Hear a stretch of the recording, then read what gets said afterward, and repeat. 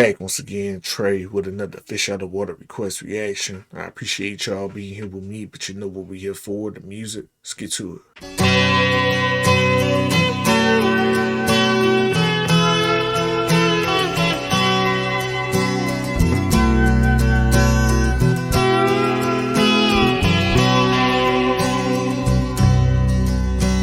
The legend lives on from the Chippewa on down of the big lake they call Gitchagumi.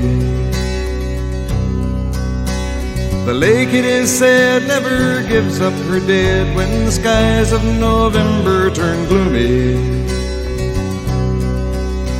With a load of iron ore, 26,000 tons more than the Edmund Fitzgerald weighed empty.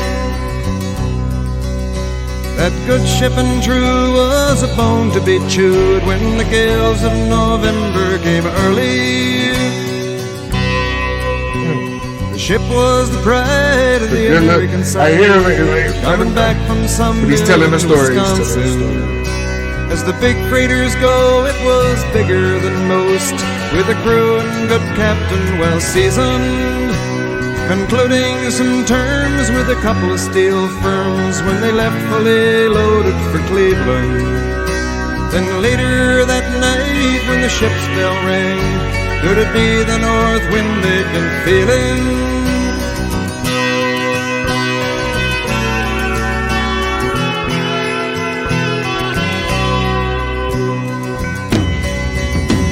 The wind in the wires made a tattletale sound, and the wave broke over the railing.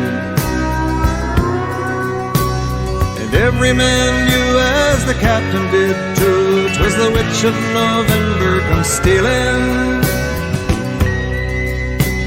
The dawn came late and the breakfast had to wait when the gales of November came slashing. When afternoon came, it was freezing rain in the face of a hurricane west wind.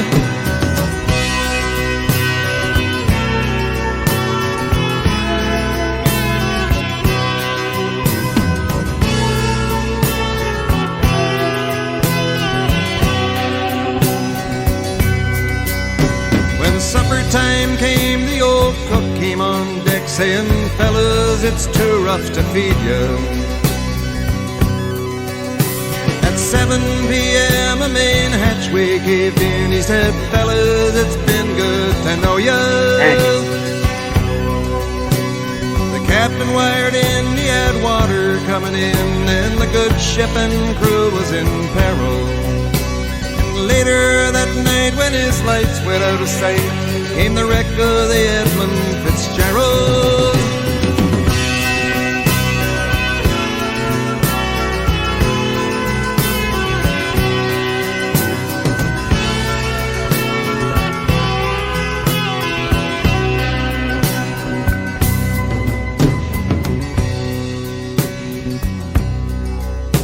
Does anyone know where the love of God goes when the waves turn the minutes to hours?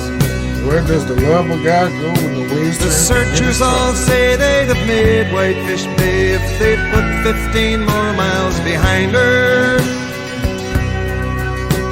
They might have split up or they might have capsized. They may have broke deep and took water. All that remains is the faces and the names of the wives and the sons and the daughters.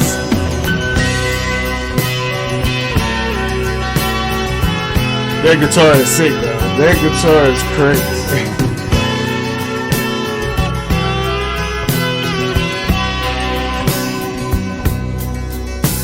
Lake Huron rolls, Superior sings in the rooms of her ice water mansion. Old Michigan steams like a young man's dreams. The islands and bays are for sportsmen.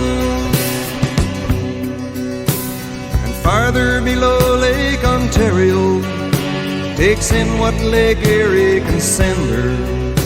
And the iron boats go, as the mariners all know, with the gales of November remembered.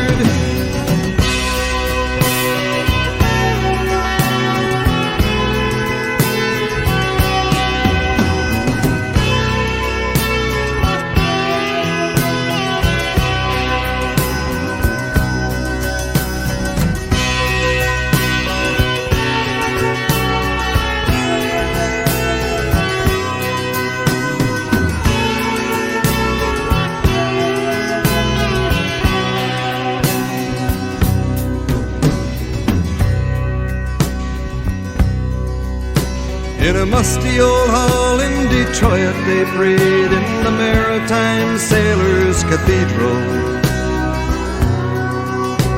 The church bell chimed till it rang 29 times for each man on the Edmund Fitzgerald.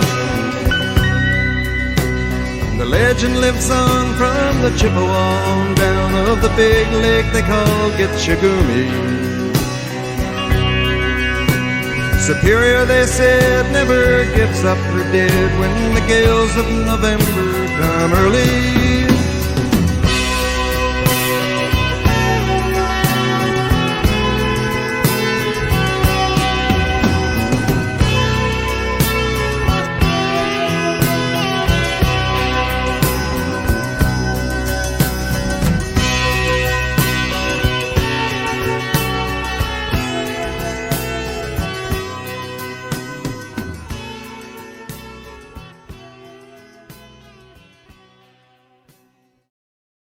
For me, Gordon Lightfoot vocals and tells the story beautifully. He's singing it beautifully, but it's all about the little ad libs of guitars, the little ad libs of keyboards, the little ad libs of acoustic guitar that's playing throughout the song as he's telling the story.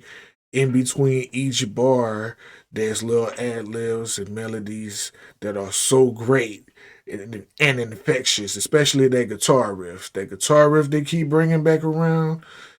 Super nice, super sweet. I love this. Love this for all the little nuances that's going on instrumentally. Also for Gordon's storytelling and vocal performance, but the instrumental, so many little Easter eggs in there that are fire.